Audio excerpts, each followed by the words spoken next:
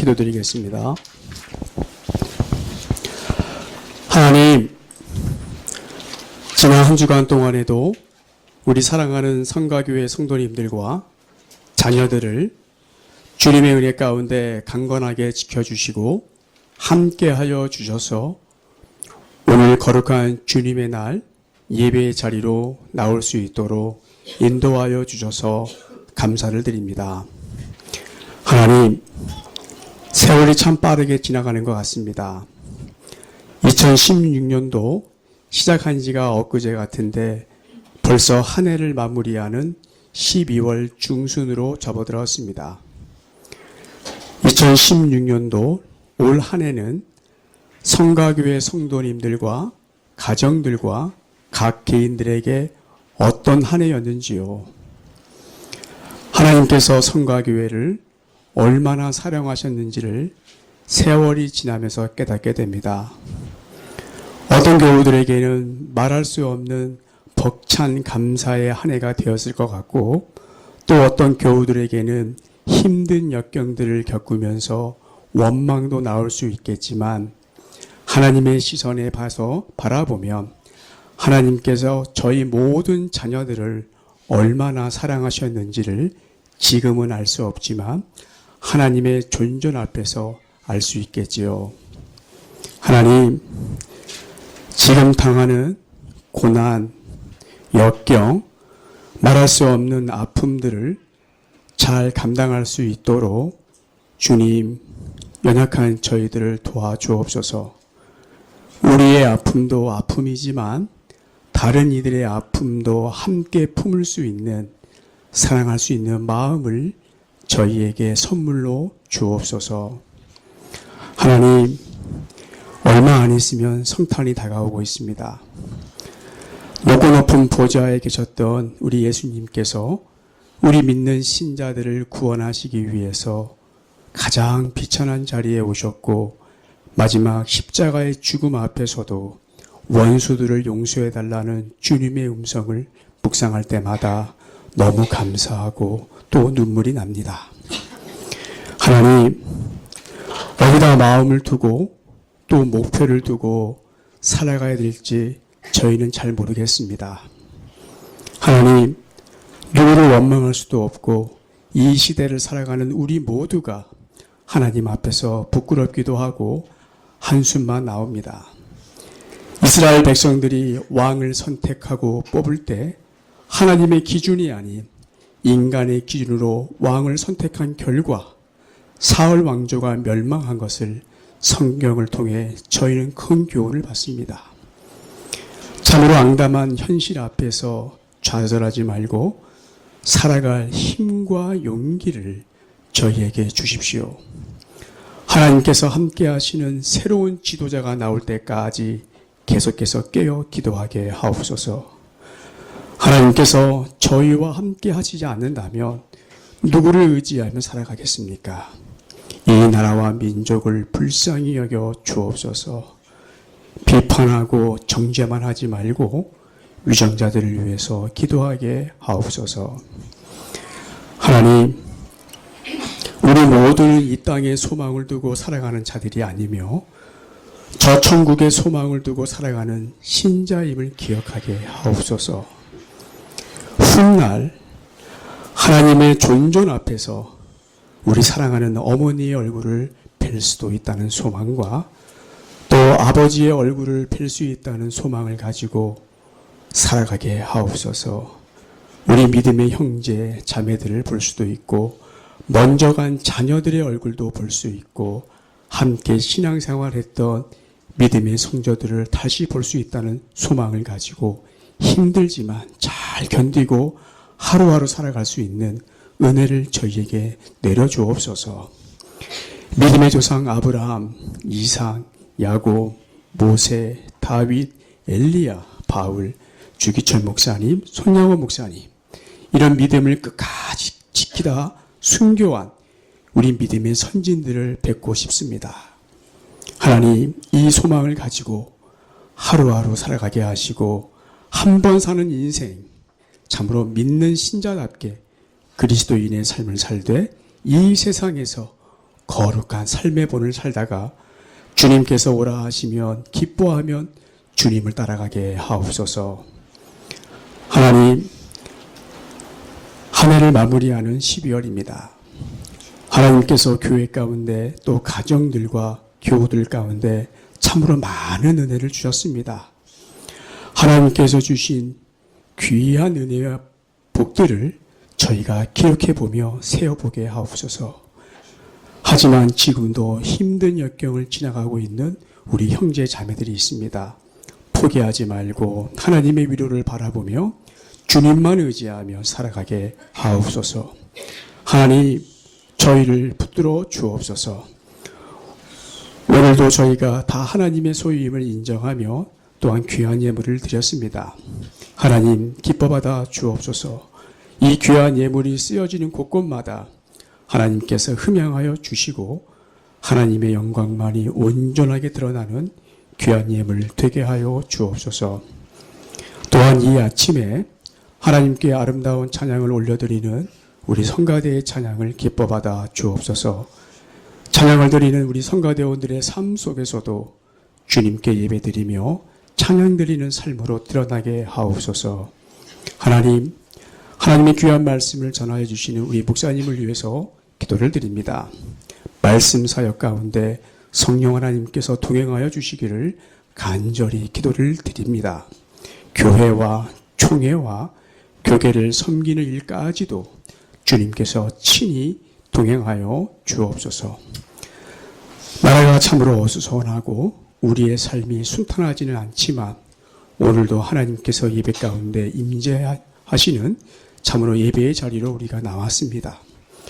저희가 드리는 예배 가운데 삼위일체 하나님께서 우리의 예배를 온전히 흠양하여 주시고 저희에게는 말씀을 통해서 위로받고 소망을 가지고 살아갈 수 있는 신령과 진정으로 드리는 예배가 되게 하여 주옵소서. 예배의 모든 시종을 주님께 부탁드립니다. 예수님의 이름으로 기도드립니다. 아멘.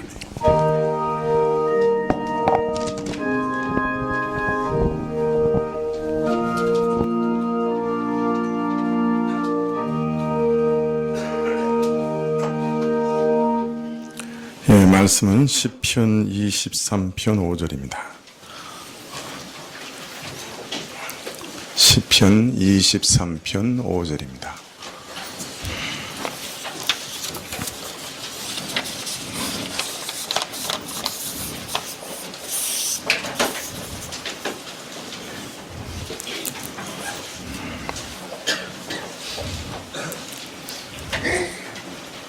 시편 23편 5절 찾으신 줄 알고 봉독해 드리겠습니다.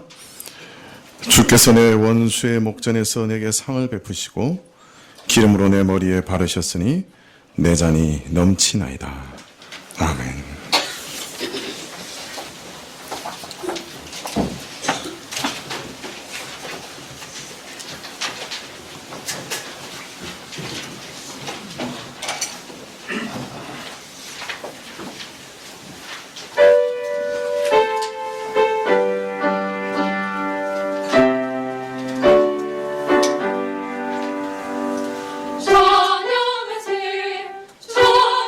찬양하세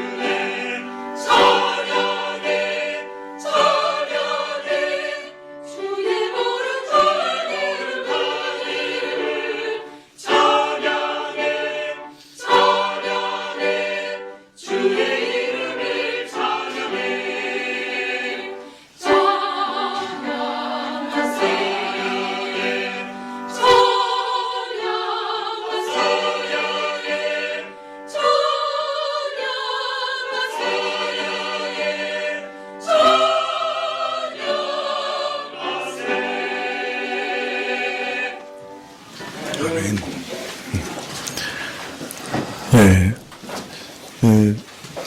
기름으로 내 머리에 바르셨으니 내 잔이 넘친다. 하나님 말씀은 구약에서 하나님께서 자신의 사역자들을 부르셔서 왕이나 제사장이나 선지자들에게 자신의 기름을 부으셔서 자신을 섬기게 하신 그 일을 노래하고 있습니다. 다윗은 자신을 기름 부으셔서 이스라엘의 왕으로 또 선지자로 세우시고 이스라엘을 섬기게 하신 그 은혜가 얼마나 놀라운가 하는 것을 찬송하고 있는 것이죠. 그러나 이런 은혜는 다윗 한 사람에게만 주어진 것이 아니라 그렇게 말씀을 드렸습니다. 우리 신약의 모든 성도들도 사실은 왕 같은 제사장으로 하나님의 기름 부음을 받은 자들이죠. 이 신약의 제사장들은 구약의 제사장들이 하나님을 섬겼던 것처럼 성막에서 거룩한 참 옷을 입고 참 하나님 앞에서 제사 지내고 예배드렸던 것처럼 거룩함으로 하나님을 섬기죠. 또한 참으로 하나님의 기름 부음으로 하나님께 예배드리며 하나님을 섬깁니다. 자신의 자아를 성령의 능력으로 이기고 자기 자신에게서부터 구원함을 받아서 거룩한 제사장으로 하나님을 섬기는 복을 얻었습니다. 또 이 신약의 제사장들은 그 기름 부음을 통해 선한 행실로 이웃의 모든 사람들을 섬기는 자들로 부르심을 받았다. 그렇게 말씀을 드렸습니다. 선한 행실을 통해서 이웃들에게 갈증을, 궁금증을 유발하게 하고 그것이 하나님의 권고하는 날에 사용되어서 많은 사람들로 하나님께 돌아오게 하는 그런 선한 제사장으로 이웃을 섬기도록 부르심을 받았다. 그렇게 말씀을 드렸습니다. 자, 그런데 이런 신약의 제사장들은 거룩함으로 하나님을 섬기고 선한 행실로 이웃을 섬긴다고 말씀드렸는데요. 이 제사장들에게 또 섬길 자들이 남아 있습니다. 이 신약의 제사장들은 또 누구를 섬기도록 부르심을 받았을까요? 하나님을 섬기고 이웃을 섬기고 또 원래 구약의 제사장들도 궁극적으로 그 섬김의 대상은 바로 믿는 이스라엘이었죠. 그래서 신자들도 바로 교회를 또 믿는 자들을 성도들을 섬기도록 부르심을 받았던 것입니다. 그래서 신약의 제사장들은 교회와 교우들을 섬기는 부르심을 받았습니다. 제사장들이 교우를 섬기도록 부르심을 받을 때 무엇으로 섬기라고, 특별히 무엇을 주의하라고 말씀하셨을까요? 그것을 오늘 좀 말씀드리려고 합니다. 첫째 날에는 하나님을 섬길 때 가장 중요한 것은 제사장의 거룩함이라 그렇게 말씀을 드렸죠. 두 번째는 이웃을 섬길 때는 밖으로 드러나는, 우리 마음으로만 아무리 선한 마음을 품어도 이웃은 모르죠. 그죠? 밖으로 드러나는 선한 행실로 섬긴다. 그렇게 말씀을 드렸어요. 자, 그러면 우리가 성도들을, 교회를 섬길 때는 무엇으로 섬기는가? 한번 말씀을 살펴보면 좋겠습니다. 로마서 12장 3절부터 3절부터 8절까지 한번 찾아보시면 좋겠습니다. 로마서 12장 3절부터 8절까지.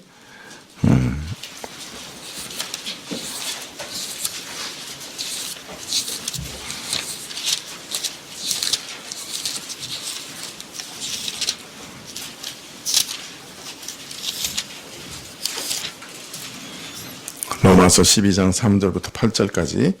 제가 가진 성경 256쪽인데요. 신약 256쪽인데요. 우리 한 절씩 교독하실까요? 네, 12장 3절부터 제가 먼저 읽겠습니다. 내게 주신 은혜로 말미암아 너희 중 각 사람에게 말하노니 마땅히 생각할 그 이상의 생각을 품지 말고 오직 하나님께서 각 사람에게 나눠주신 믿음의 분량대로 지혜롭게 생각하라.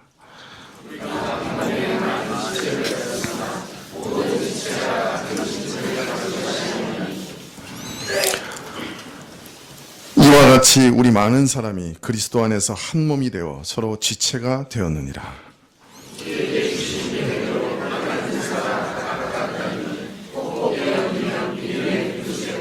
혹 섬기는 일이면 섬기는 일로, 혹 가르치는 자면 가르치는 일로,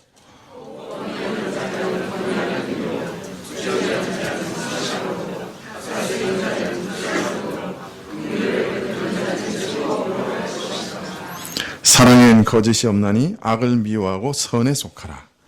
형제를 사랑하여 서로 우애하고 존경하기를 먼저 하며. 예, 거기까지만 읽겠습니다. 바울 사도는 로마서 1장부터 11장까지 우리가 받은 구원은 도대체 무엇이냐, 그 구원의 영광스러움에 대해서 자세히 가르치십니다. 그리고 12장부터는 이런 영광스러운 구원을 받은 신자들은 어떻게 살아가야 하는가 하는 것을 가르치고 계시는데요. 그래서 1장부터 11장까지는 교리에 대한 부분이고 12장부터는 그 교리를 아는 사람들의 실천에 대한 얘기를 하고 있습니다.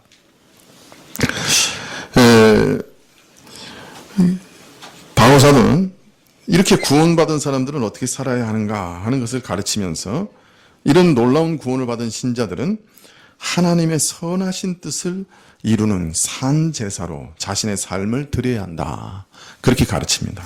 즉 선하신 뜻대로 그의 뜻을 이루는 삶을 살아가야 한다. 내 뜻이 아니라 하나님의 선하신 뜻을 이루는 삶을 살아야 한다, 이렇게 말씀하십니다. 그러고 나서 이제 12장 3절부터는 이런 신자의 선한 삶은 어디서부터 시작되어야 하느냐 하는 것을 말씀합니다. 신자의 선한 삶은 어디서부터 시작되느냐?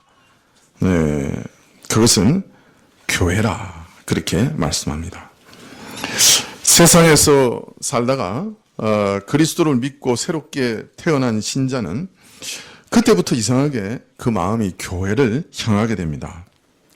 마치 갓난장이가 태어나면 그냥 본능적으로 엄마의 품을 찾듯이 신자는 처음 믿을 때부터 신자들이 모여 함께 생활하는 교회를 찾아가게 되는 것이에요. 그리고 교회에서 자신의 선한 삶을 시작하게 되고 교회를 중심으로 생활하게 됩니다.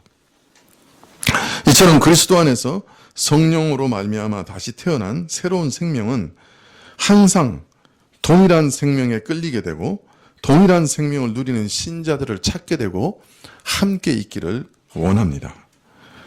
그리고 그 교제 가운데서 신령한 젖을 얻게 되고 양육을 받고 온전한 그리스도인으로 성장하게 되는 것이죠. 이상하게 신자가 병들게 되면 교회 가는 게 싫습니다. 그게 이제 그 자신이 병들었다고 하는 가장 그 첫 번째 증상이에요. 정상적인 건강한 신자라고 하면 이 교회로 계속해서 나아가고 싶어하는 그런 마음이 있는 것이죠. 그래서 이 교회 안에서는 신자가 서로를 섬기고 서로를 양육하고 서로를 돕고 그렇게 살아가게 됩니다. 그래서 신자는 모든 신자들을 섬기는 제사장으로 또 교회 안에 존재하는 것이죠. 그리고 신자의 삶은 항상 교회라고 하는 것을 중심축으로 돌아가게 되어 있는 것입니다. 교회를 떠나서는 살 길이 없는 것이죠. 그래서 칼빈은 교회는 신자의 어머니다, 그렇게까지 말했습니다. 교회는 신자의 어머니다. 신자를 양육하고 자라게 하는 기관이에요. 교회 없이는 신자의 성숙이라고 하는 것은 있을 수가 없어요.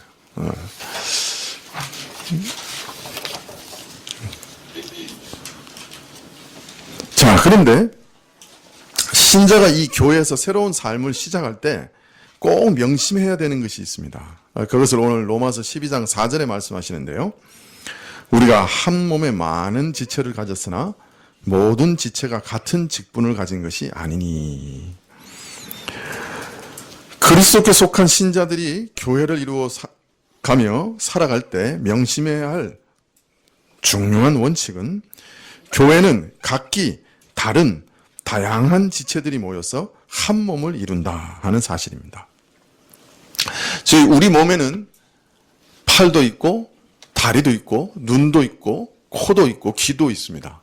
그죠? 이게 다 지체죠. 우리 몸에 달려있는 지체입니다. 이처럼 다양한 지체가 한 몸에서 조화를 이루면서 함께 있듯이 교회는 서로 다른 여러 지체들이 모여 있습니다. 한 사람도 같은 사람이 없습니다. 한 사람도 같은 은사를 가진 사람이 없습니다. 그래서 사실은 매우 다양한 사람들이 모여 있는 것이 교회입니다. 우리는 이 사실을 잘 알아야 된다. 그래서 지체라고 하는 것은 서로 다른 거예요. 머리카락하고 손톱은 달라요. 그죠? 눈과 귀는 달라요. 그렇기 때문에 서로가 다른 점이 있다고 하는 것을 인정해야 돼요. 저 사람과 내가 똑같을 수는 없어요. 생각도 똑같을 수도 없어요. 어떤 면에서는. 어떤 면에서는 100이면 100사람이 다 다른 생각을 할 수가 있어요. 물론 한 말씀 안에서 마음이 모아지고 생각이 모아지지만 그렇지만 매우 다양한 사람들이 모이는 거예요. 어떤 사람들에게는 너무 쉬운 것이 어떤 사람에는 너무나 어려운 우주적인 무게로 다가오는 사람들도 있어요. 네. 어떤 사람들은 30분 전에 가지 않으면 견딜 수 없는 사람들이 있어요. 어떤 사람은 5분 이상 지각하지 않으면 견디지 못하는 사람들도 있어요. 네. 제가 총회장님들을 이제 6번째 이렇게 모시고 있는데요. 그렇게 다양할 수가 없어요. 목사님들인데도 너무너무 다양해요. 하여튼 어떤 분은요 1시간 전에 무슨 모이면 가 있어요. 제가 한 번도 그분보다 빨리 간 적이 없어요. 제가 먼저 가서 영접을 해야 되는데 어느 장소에 가보면 항상 그분이 먼저 가 계셔요. 한 번도 진짜 그분보다 먼저 간 적이 없어요. 근데 어떤 분은 한 번도 시간에 맞춰서 오신 적이 없어요. 총회장님이신데도 목사인데도 그 시간을 못 맞추세요. 항상 한 5분, 10분, 30분 이렇게 늦어서 오시는 거죠. 저는 어느 과냐? 늦는 과예요. 그러니까 정시에 오는 사람은 저를 보면 견딜 수가 없죠. 왜 저래 저 사람은? 왜 저렇게 느긋해? 이해할 수가 없죠. 사람들마다 너무나 다양한 사람들이 모이고 은사도 다양하고 성질도 다양하고 직분도 다양해요. 그러니까 다름을 인정할 줄 알아야 되는 거예요. 왜냐하면 다른 사람이 모이는 거니까. 그러니까 그걸 일단 이해해야 된다는 거예요. 교회에서 한 몸으로 생활하기 위해서는 서로 매우 다르다라고 하는 것을 인정해야 된다. 물론 다른 것이 틀린 것일 수도 있지만 틀리지도 않고 그러나 다른 것일 수도 있어요.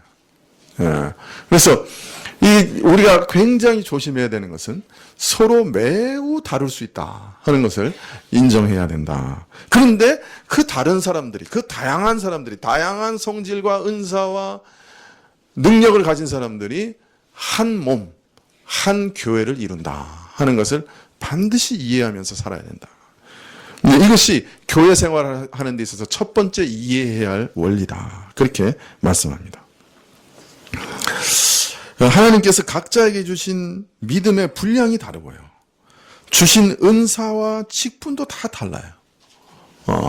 어떤 사람은 일이 벌어져도요, 이렇게 걱정을 안 해요. 그 믿음의 분량이 대단해요. 하나님이 하실 거야. 딱 믿습니다. 어떤 사람은 어떤 일이 벌어지면 벌벌벌벌 떱니다. 그냥 그러면서 아이고 어떡해 그냥 근심이 늘어집니다. 그 왜 그래요? 그것도 믿음의 분량이 있는 거예요. 그래서 제가 이전에 그 인천에 아시안 게임 할 때 마침 인천에서 우리가 총회를 했어요. 총회를 하려고 그러면 이제 이틀 3일씩 이렇게 주무시니까 호텔을 예약해 놨는데 정말 싸게 예약을 했어요. 1년 전에 예약을 했어요. 보통 저희가 1년 전에 호텔을 예약하거든요. 근데 인천 아시안 게임을 한다고 시청에서 호텔들마다 방을 내놓으라고 그런 거예요. 그러니까 이 호텔들이 서면으로 계약을 해놓고 계약금까지 받아놓고 위약을 하는 거예요. 배째라야. 인천시가 가져가는데 우리가 어떻게 하냐는 거예요. 그래서 100개 이렇게 객실을 예약해놨는데 20개만 주고 나머지는 캔슬 시키고 막 이러는 거예요. 그런데 인천 시내 전부 호텔이 다 동이 났는데 이 총대들 이 방을 구할 길이 없는 거예요. 근데 그 소식을 미국 총회 대표로 가서 이렇게 미주총회에 그 인사하러 갔는데 그 미국에서 들었어요, 소식을. 다 캔슬됐다고. 그 5월인데 9월 달에 이제 호텔 사용해야 되는데 5월 달에 작년 9월에 예약해놨는데 5월 달에 가서 다 캔슬된 거예요. 아유, 미국에서 그 소식을 들으니까 암담한 거예요. 야단났다. 그래서 제가 그냥 발을 동동동동 구르는데 그 우리 총회장님 왈, 걱정하지 마. 하나님께서 우리 설마 길거리에서 재우시겠어? 그거 걱정도 안 하는 거예요. 자기 교회에서 하는 건데 총회를. 근데 보니까 이 믿음의 분량이 달라. 저는 그냥 막 발을 동동동동 구르고 그냥 막 사무실에 전화해서 막 알아봐라 뭐 난리를 피고 그냥 막 그런 뭐 호텔들이 다 있냐 막 이러면서 막 욕을 하고 있는데 우리 총회장님은 아주 느긋해요. 그냥 정말 그렇게 느긋한 사람은 못 봤어. 설마 하나님께서 우리를 밖에서 재우시겠냐? 이러시고 있는 거예요. 걱정하지 마, 박 목사. 근데 마침 한 호텔이 방이 안 나가서 겨우 80개를 한꺼번에 이제 얻었어요. 그래서 이제 문제는 해결됐지만, 그때 보면서, 야, 이게 믿음의 분량이 다르구나. 그런 생각을 했습니다. 사람들이요, 각각 은사도 다르고 믿음의 분량도 달라요. 직분도 달라요. 다 다릅니다. 그러니까 어떤 사람이 보기에는 저 사람은 왜 이렇게 그냥 그 동동거려, 왜 이렇게 근심 걱정이 많아, 이렇게 생각하는 사람도 있고, 또 어떤 사람은 왜 저 사람 저렇게 느긋해, 그냥 좀 걱정해야 되는데 그냥 관심이 없어, 막 이렇게 오해할 수도 있고, 서로 다 다른 거예요. 자, 이렇게 서로 다 다름에도 불구하고 서로 따로 떨어져서 홀로 살아가게 하지 않으시고 한 몸으로 연결해서 떨어질래야 떨어질 수 없게 살아가게 하신다. 이것이 하나님의 지혜요, 하나님의 교회의 비밀입니다. 신자가 어떤 때는요, 너무 힘들 때도 있어요. 교회가 힘들 때도 있어요. 그럼 어떻게? 나 혼자 그냥 떨어져서 살면 좋겠어. 그래가지고 이거 큰 교회가 인기예요. 왜냐하면 큰 교회는 몰래 갔다가 그냥 관람만 하고 몰래 나오면 되잖아. 아무것도 부딪힐 사람이 없고. 그러니까 이제 큰 교회 가는 사람도 많은데, 이제 우리 교회 같은 규모가 굉장히 어려워요. 왜냐하면 다 알거든. 그리고 서로 이제 조금만 교회에 이렇게 깊이 들어오면 부딪히거든. 부딪히게 돼 있어요. 그러면 이제 그냥 교회 나오고 싶지 않다 이런 생각할 수도 있어요. 근데 그 말은 어떤 말이냐면 손이 몸에 붙어 있고 싶지 않다. 그거하고 똑같은 생각이에요. 다리가 이제 그만 교회 저 몸에서 떨어져 나가면 좋겠다. 그렇게 생각하는 거랑 똑같은 거예요. 팔이 아무리 혼자 살고 싶어도 혼자 살 수 없는 것처럼, 그죠? 다리가 혼자 떨어지고 싶어도 떨어져 나갈 수 없는 것처럼, 그 떨어져 나가면 어떻게 돼? 그 몸은 병신되는 거예요. 노골적으로 얘기해서.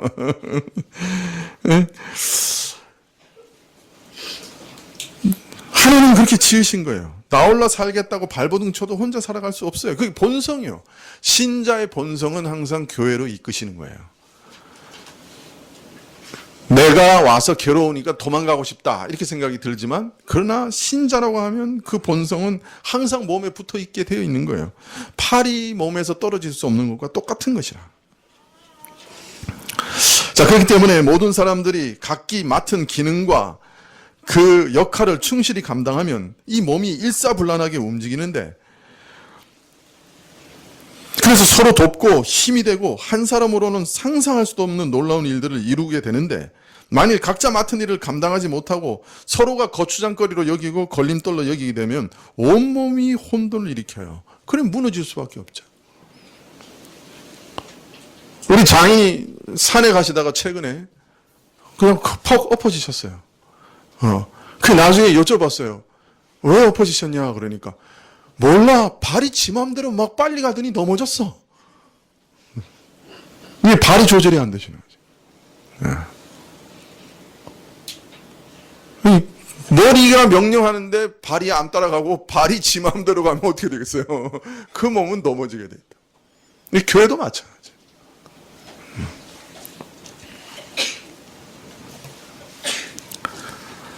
신자의 삶의 중심이 되는 곳이 교회인데, 이 교회는 각자 떨어져서 혼자 살 수 없어요. 완전히 서로 연결되어 한 덩어리예요. 한 몸이에요. 그래서 사도 바울께서는 신자들에게 이렇게 권면합니다. 로마서 12장 3절에 내게 주신 은혜로 말미암아 너희 중 각 사람들에게 말하노니 마땅히 생각할 그 이상의 생각을 품지 말고 오직 하나님께서 각 사람에게 나눠주신 믿음의 분량대로 지혜롭게 생각하라. 이게 무슨 말입니까? 마땅히 생각해야 할 이상으로 생각하지 말 것이요 오직 하나님께서 각자에게 나눠주신 믿음의 분량에 따라 지혜롭게 생각하라. 교회는 내 야심과 내 야망을 이루는 것이 아니고 내 이상과 이익을 실현하는 것이 아니란 말입니다. 나 홀로 나를 위해 사는 것이 아니에요. 오직 하나님께서 각 사람을 세우신 위치에 서서 주어진 은혜의 분량, 그 믿음의 분량에 따라 맡은 역할을 겸손하게, 충성되게, 진실되게 감당할 때만 전체 교회의 아름다움과 영광스러운 모습이 드러나는 것이에요. 그래서 각자는 자신에게 맡기신 은혜와 믿음의 분량을 넘어서는 일을 하지 말라고 간곡하게 말하고 있는 것이에요. 하나님께서 교회를 통해서 이루시는 아름다움이 온전히 드러나기 위해서는 각자에게 맡기신 은혜와 믿음의 분량을 넘어서지 말라. 이렇게 말씀하고 있는 것입니다. 하나님께서 나눠 주신 믿음의 분량이 각각 달라서 풍성한 자도 있고 부족한 자도 있습니다. 많이 받는 자도 있고 적게 받는 자도 있습니다. 어떤 사람은 갓난장이 같아서 다른 사람을 섬길 능력이 없고 그저 섬김만 받는 경우도 있을 수 있습니다. 그러나 여러분, 한 가정에 갓난장이가 부모와 온 가족의 섬김만 받는다 할지라도 그 갓난장이가 아무 일도 하지 않습니까? 갓난장이는 젖만 먹고 섬김만 받고 있는 겁니까? 그래요? 아니에요. 우리 요한이가 나타나면 우리 교회 모든 어른과 아이 관계없이 눈이 거기다 쏠리면서 다 가가지고 한 번이라도 얼르고 웃는 얼굴 한번 보려고 별짓을 다 합니다. 길게 줄을 서 있습니다. 그죠? 예. 갓난장이가 아무것도 안 하는 게 아니에요. 우리에게 얼마나 놀라운 기쁨을 주는지 몰라요. 아이가 가족의 구성원들에게 주는 기쁨은 아마 그 어느 것과 비교할 수 없을 거예요. 갓난장이로 인해서 모든 가족이 섬김을 배워요. 사랑을 배워요. 그리고 인내를 배워요. 그죠? 맞죠? 네. 어떤 면에서 갓난장이가 그 가족 안에서 가장 큰 일을 하고 있는지도 몰라요. 이처럼 교회 안에서도 어떤 지체는 쓸모없는 사람처럼 보일 때도 있어요. 아무것도 안 하는 사람처럼 보일 때도 있어요. 필요 없는 사람처럼 보일 때도 있어요.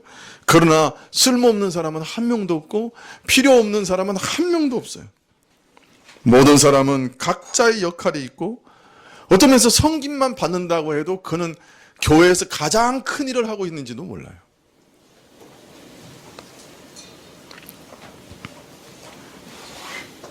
그러므로 교회 안에서 나는 이 교회에서 필요 없는 사람이야. 나는 뭐 교회에 아무것도 하지 않고 있는데 이 교회에 아무런 필요도 없어. 이렇게 생각하는 것은 큰 오해라.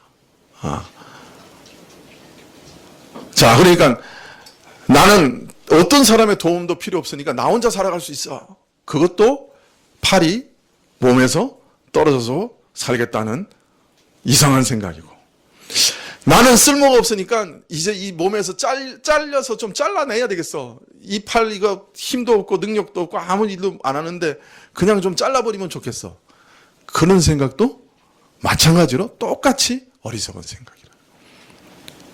어떤 때는 손톱이 아무것도 안 하는 일 같아도 손톱 한번 빠져보세요. 그죠? 아무것도 못해요. 그죠? 예전에는 맹장이 아무것도 쓸모없다고 해서 일부러 잘라내는 사람들이 있었어요. 근데 요새는 맹장도 뭔가 일을 한대. 거기서 뭔가가 나온대. 그러니까 필요 없는 거는 하나도 없는 거예요, 몸에. 예. 그렇기 때문에 교회 안에 필요 없는 사람은 있다 없다? 없다. 이걸 믿으셔야 돼요. 아무도 필요 없는 사람이 없어요. 이처럼 교회는 그리스도 안에서 서로 연결되어 하나의 몸을 이루는 거로 각자는 그 받은 은혜의 분량과 정해진 질서를 따라 행하되 그가 받은 은사와 직분이 예언이면 즉 하나님의 말씀을 맡은 자이면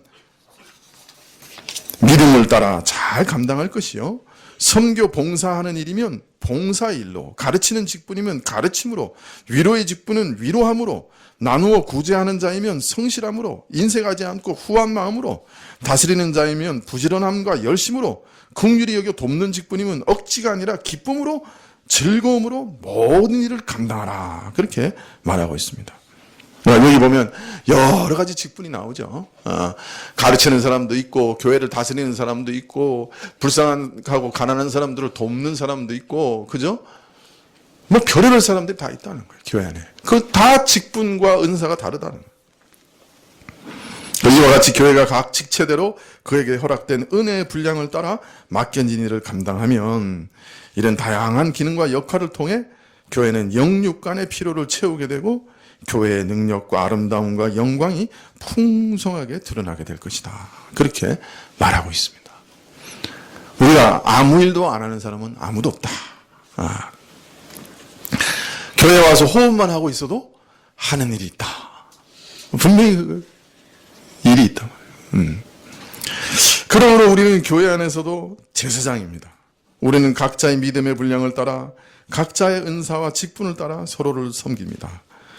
그리고 이 제사장들이 명심해야 되는 것은 각자의 믿음의 분량과 은사를 따라 겸손하고 참으로 아름답게 이 일들을 감당해야 된다는 것입니다.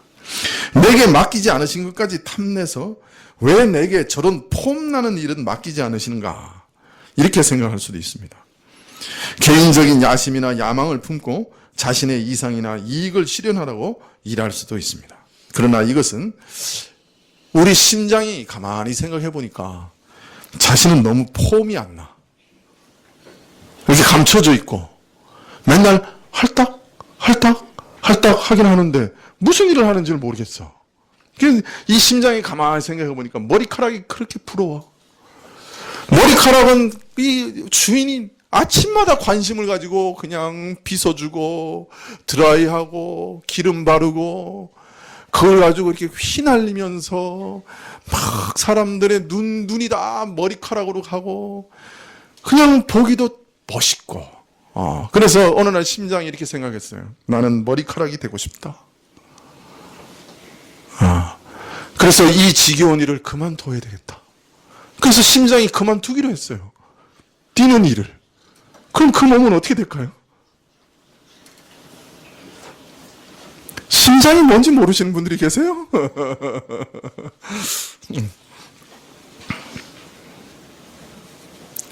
믿음의 분량대로 하나님이 맡기신 일을 충성되게 감당하라고 하나님 말씀하세요.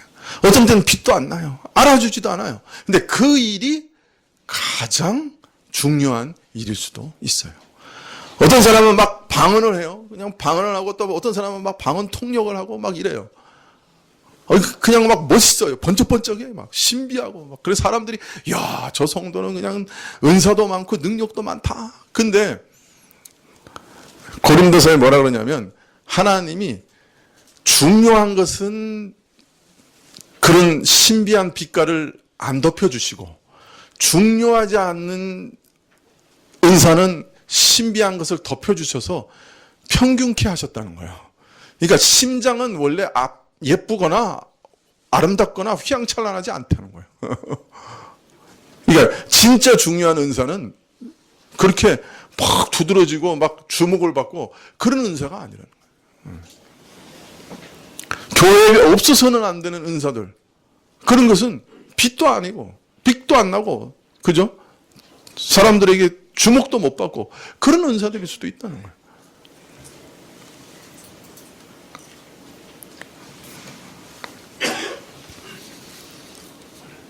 이 교회가 지금까지 평안하고 아름답게 이렇게 온 것은 제 생각에는 우리 권사님들이 교회를 위해서 엄청 많이 기도하고 계시기 때문이다. 그렇게 생각이 들어요. 그게 이 교회의 심장이다. 저는 그렇게 생각이 들어요. 네.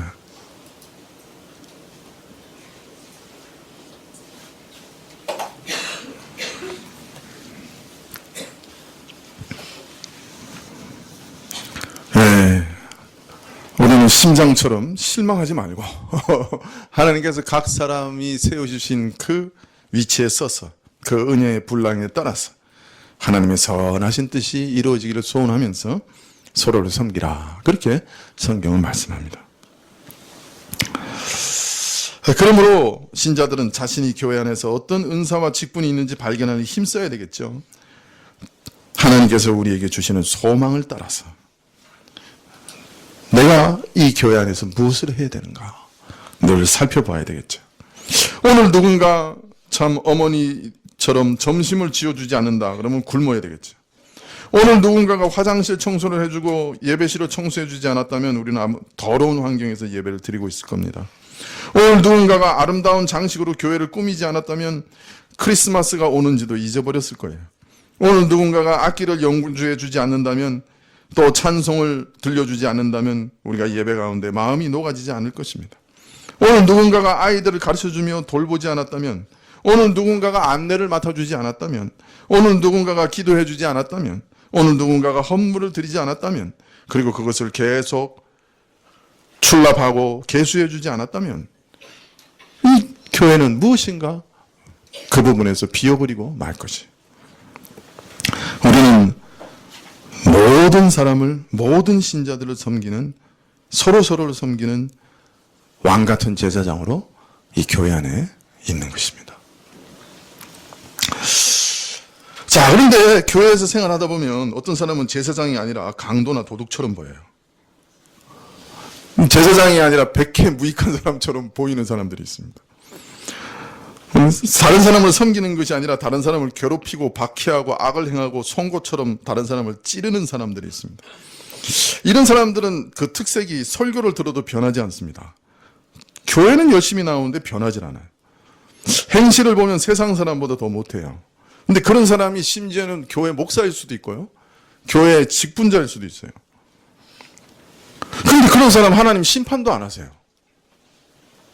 이런 사람들이 있어요. 여기 비밀이 있어요. 사실 이런 송곳 같은 사람이 우리 모두를 살게 해요. 무슨 소리죠? 네. 여러분, 어떤 사람이요, 어떤 부자가 섬 하나를, 무인도 하나를 구입했어요. 거기다가 나무를 심고 풀을 심고 그래서 참 아름다운 섬을 만들었어요. 그리고 자기가 좋아하는 토끼들을 풀어놨습니다. 근데 시간이 지나니까 토끼들의 눈빛이 흐려져요. 털에 윤기가 사라지고 병난 토끼처럼 시름시름 앓기 시작하는 거예요. 그래서 부자가 탄식을 했어요. 이렇게 좋은 환경을 만들어줬는데 병이 나다니. 그래서 수의사를 불렀어요. 수의사가 섬에 가서 조사를 했는데 도무지 무슨 병인지 모르겠다고 돌아갔어요. 그래서 어느 날 자기 다니는 교회 목사님한테 얘기를 했어요. 그렇게 토끼들을 위해서 성심성의껏 했는데 토끼가 시름시름 앓아요. 목사님이 빙그레 웃으면서 이리 한 마리만 갖다 놓으세요. 아니, 이리를 갖다 놓으면 토끼를 잡아먹죠? 내 말 믿고 한 마리만 갖다 놓으세요. 어떻게 되었겠어요? 토끼들의 눈이 반짝이기 시작했어요. 도망다니는 다리에 힘이 생기기 시작했어요. 털에 윤기가 반짝였어요. 토끼 몇 마리 잡혀먹긴 했는데 나머지 토끼는 다 건강하게 됐어요. 여러분, 송곳 같은 사람이 사실 우리를 살아있게 합니다. 활력 있게 합니다. 송곳 같은 사람이 옆에서 찌르면요, 기도 안 하면 살 수가 없어요. 교회에서 기도 안 하면 살 길이 없어요. 기도하게 해요.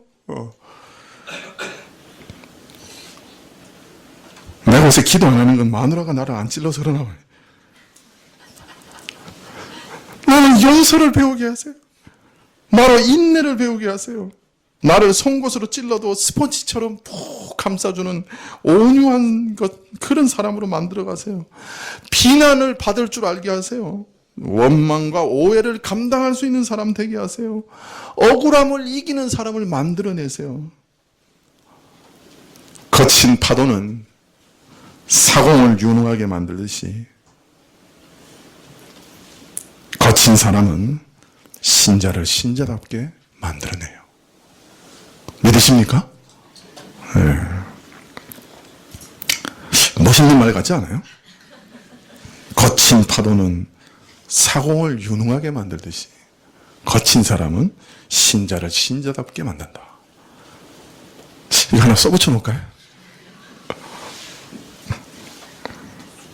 물론 어떤 사람은 이리한테 잡혀먹어요. 못 견디고 교회를 떠나는 사람도 있어요. 근데 이리를 피하면 반드시 호랑이를 만나요. 하나님은 그 사람 그렇게 연단해서 하나님 사람 만들어내는 게 목표니까, 이리를 피하면 제가 지금까지 보기에는 항상 호랑이를 만나더라고요. 하나님 그래서 이런 직분자도 두세요. 송곳이라고.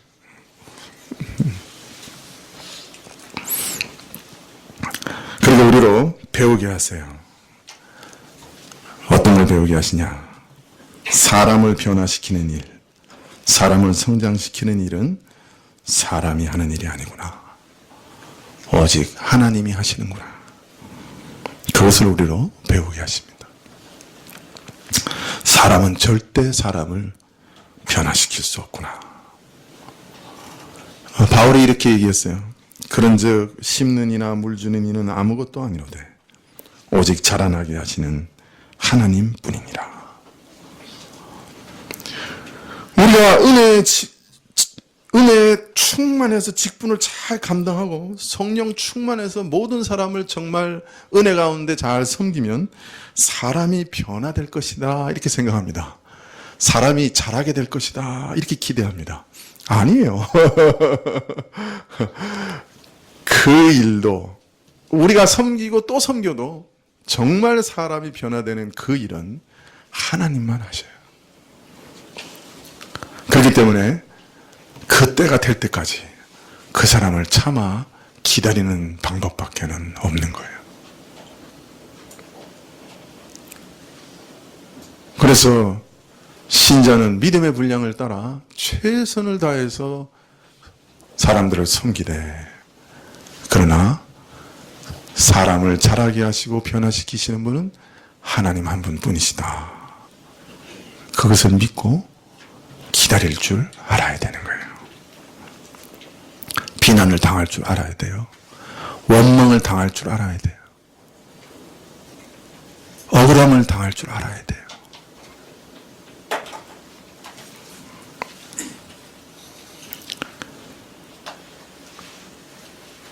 우리 모두가 참으로 인내를 배워야 돼요. 나는 나 자신도 기다릴 줄 알아야 돼요. 나 자신에 대해서도 기다려줄 줄 알아야 돼요. 그리고 다른 사람도 기다려줄 줄 알아야 돼요. 하나님, 그분이 때가 있어요. 그분이 역사하는 때가 있어요. 그때까지 기다려야 돼요. 사람을 키우는 분은 오직 하나님 한 분뿐이십니다. 물론 송곳의 직분을 가진 사람들은 빨리 회개해야 돼요. 근데 놀라운 사실은 이 송곳이 회개하면 그 다음 사람이 바통을 이어받아요. 그래서 새로운 사람이 등장해요. 이런 사람은 지상교회에서 절대 사라지지 않아요. 네, 사실 놀라운 사실은, 더 놀라운 사실은 저 사람이 송곳이라 생각했는데 사실은 내가 종종 다른 교우에게 송곳의 역할을 하고 산다는 이 사실이 정말 놀라운 사실이에요. 나는 절대로 송곳의 역할을 하지 않고 저 사람이 송곳의 역할을 하고 산다고 생각했는데 사실은 나도 종종 그 직분을 수행하고 있다고 하는 것을 우리는 발견하게 되고 깜짝 놀라게 되죠.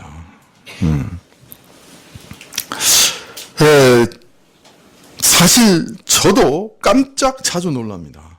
그런 뜻으로 전혀 얘기하지 않았는데 몇 주나 몇 달이나 몇 년 후에 목사님 그때 제가 엄청 상처받았어요 하고 오는 사람들이 종종 있습니다.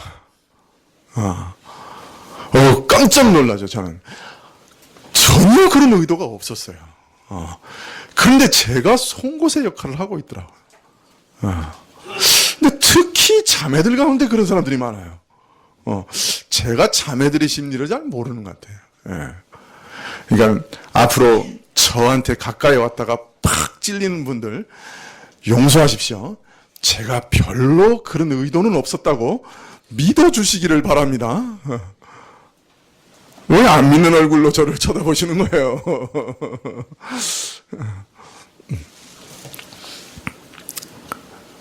사실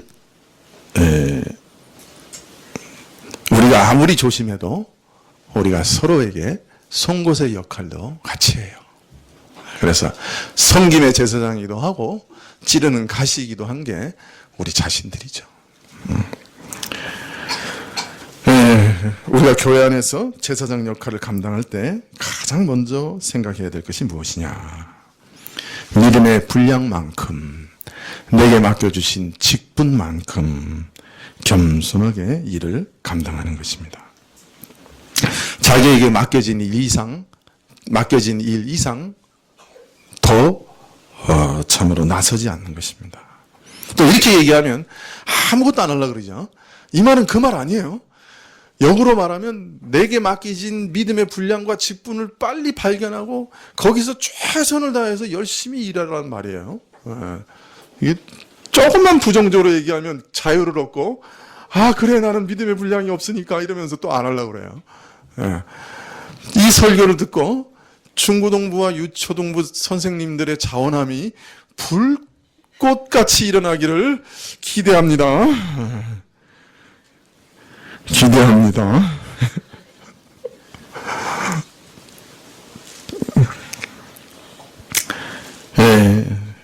여러분 아무리 마음을 다하고 성심을 다하고 조심하고 겸손하게 일해도 비난을 받을 것입니다. 원망을 들을 것입니다. 자신도 모르게 실수하고 송곳의 역할을 할 것입니다. 상처를 받을 겁니다. 그리고 또 상처를 주게 될 겁니다. 상처를 많이 받는 사람이 사실은 상처를 많이 주고 있는 사람이기도 합니다. 서로 그래서 원망하지 말아야 합니다. 서로 긍휼히 여겨야 됩니다. 서로 용서해야 합니다. 그리고 서로 인내하셔야 합니다. 우리는 떨어져 나갈 수가 없어요. 떨어져 나간다 싶어도 저 하늘에 가면 다시 다 만나요. 영원히 같이 있을 거예요. 어떻게 하시겠어요? 지금 용서하시는 게 낫겠죠? 그 영원히 있는 곳에 가서 용서하는 수치를 당하느니 빨리빨리 용서하면서 서로 같이 사는 게 좋겠지요. 도망가봤자 어차피 저기 가면 그 얼굴 그대로 봅니다. 믿으십니까? 안 믿으시는 것 같아요. 어떻게? 하나님께서 이 모든 것을 합력해서 한 몸으로 우리를 만들어 가십니다. 그리고 홀로 영광을 받으십니다. 기도하시겠습니다.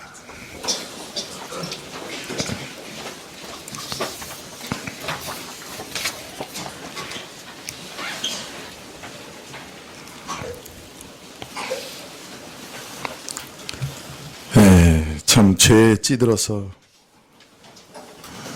사람들에게 상처와 원망과 미움만 만들어내던 사람이 주의 거룩하신 기름 부음을 받고 주의 제사장으로 하나님을 섬기고 이웃을 섬기며 또 가장 귀하고 귀한 교우들을 섬기는 자리로 세우셨습니다. 이 은혜를 감당하려고 하면 성령의 끊임없는 기름 부음이 참으로 필요합니다. 주께서 우리에게 성령으로 충만케 하옵소서. 인내와 용서와 자비와 긍휼과 사랑의 영으로 충만하게 하옵소서. 예수님의 이름으로 기도합나이다. 아멘. 525장 찬송하시겠습니다.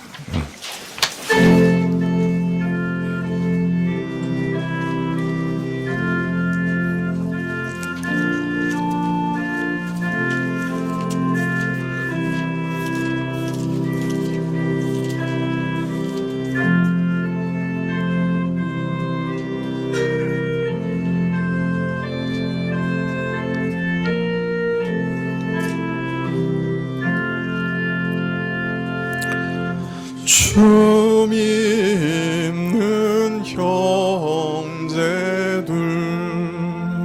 사랑의 사귐은 천국의 교제 같으니 참 좋은 친교라. 하나님 보좌 한 기도 드리니 우리의 믿음 소망이 주 안에 하나라. 피차의 슬픔과 수고를 나누고 늘 동거동나하는 중 위로를 나누네. 또 이별할 때에 맘 비록 슬퍼도 주 안에 교통하면서 또다시 만나리.